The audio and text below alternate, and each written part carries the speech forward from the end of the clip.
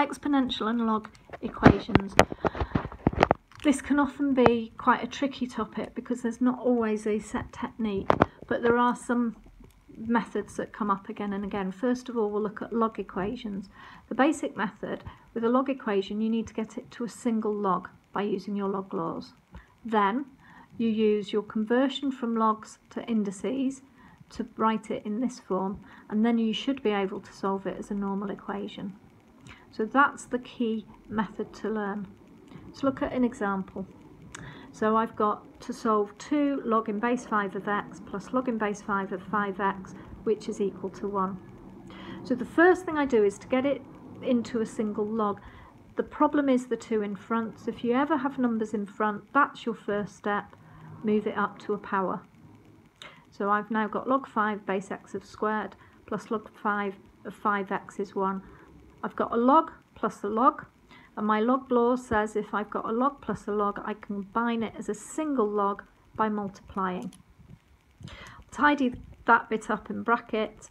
X squared times 5x is 5x cubed. So now that I've got it as a single log, I can use my power law, which is this, to write it as an index. So my base is 5 and my power is 1.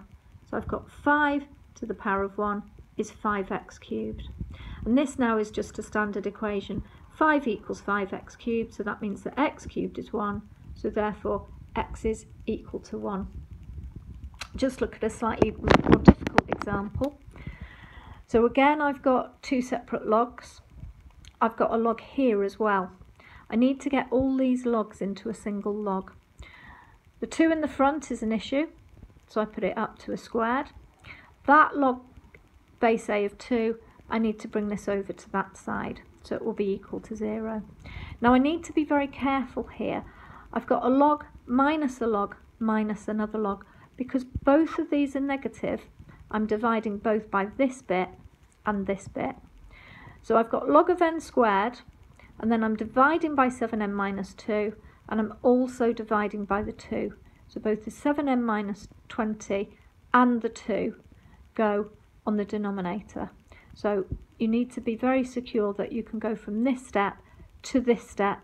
Watch out for those both being negative signs.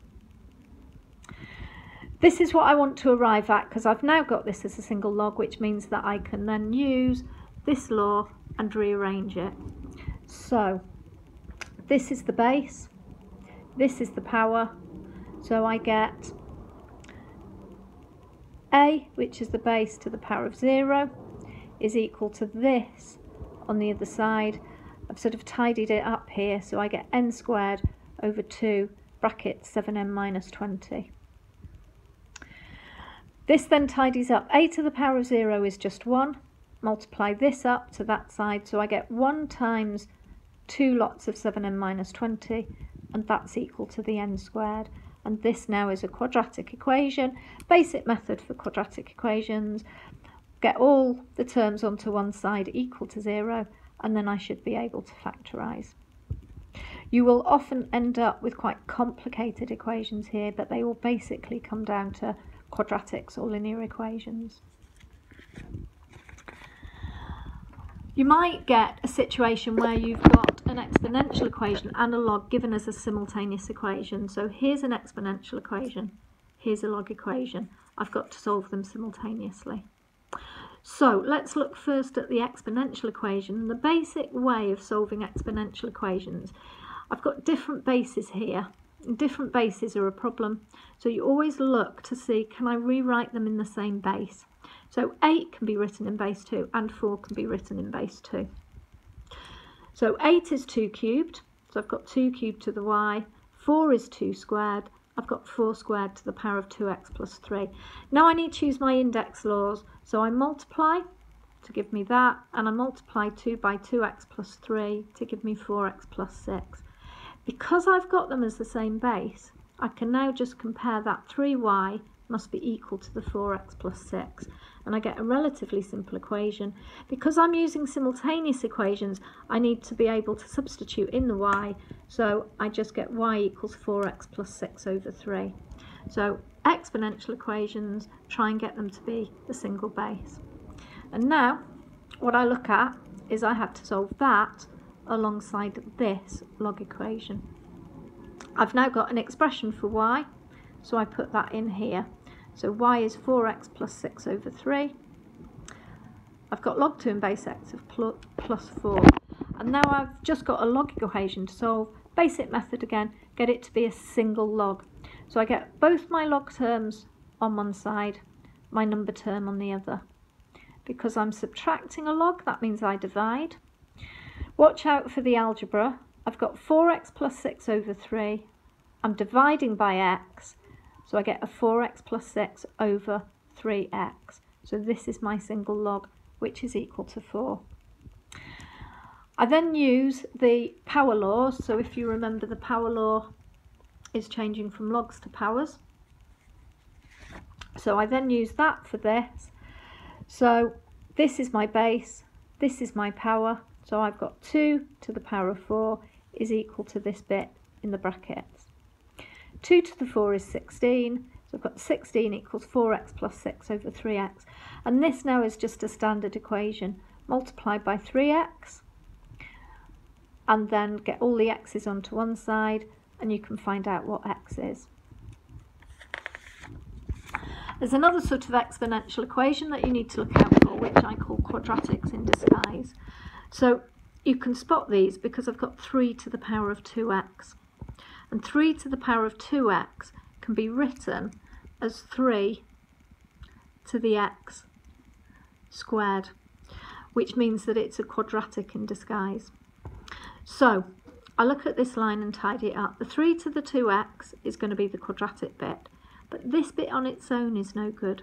So I need to use my index laws, and I know that if I'm multiplying, if I'm adding powers, it means I've multiplied. So it's 3 to the x times 3 to the 1. So I now get 3 to the 2x is 3 to the x times 3 to the 1 minus 10, and 3 to the power of 1, this just tidies to 3 lots of 3x. Here's my quadratic now. 3x, 3 to the x squared, plus 3 lots of 3 to the x, minus 10 is 0. It's quite useful at this stage to replace your 3 to the power of x with y. It's then easier to see the quadratic and to factorise. So 3 to the x, be careful, it's just y squared. It's not 3y, which is a tempting thing to write. It's just y squared because the 3 to the x is the y. But here I have got 3 lots of 3 to the x, 3 lots of y minus 10. Factorise that, find your values for y, and then remember that y was 3 to the power of x. So I get 3 to the power of x is 2, or 3 to the power of x is minus 5. Use your calculators now to find the value. This is the base, this is the power. In log form, I go log in base 3, here's the power, here's the 2. So log in base 3 of 2 is equal to x. I can just put that into my calculator. Same thing for here, base is 3, so I've got log in base 3 of minus 5 is equal to the power. When you put this one into your calculator, you'll find you're given a mathematical error. There is no solution for that one. So there's various forms of quadratics. There's various forms of exponential and log equations, but some of the key questions to ask yourself when you're looking to decide what to do. First of all, if you've got an exponential and you're in different bases, have a look and say, can I rewrite this in the same base? So, for example, 27, if you had 27 to the power of something and 9 to the power of something, I can spot that both of those could be written in the base 3. Once I've got them in the same base, I can use my index laws to tidy it up. Also look out for quadratics in disguise. The way to spot these is if you've got a power of 2x or something equivalent to this. And remember that can be written as 3x squared. With log equations, the key method is to get them to a single logarithm.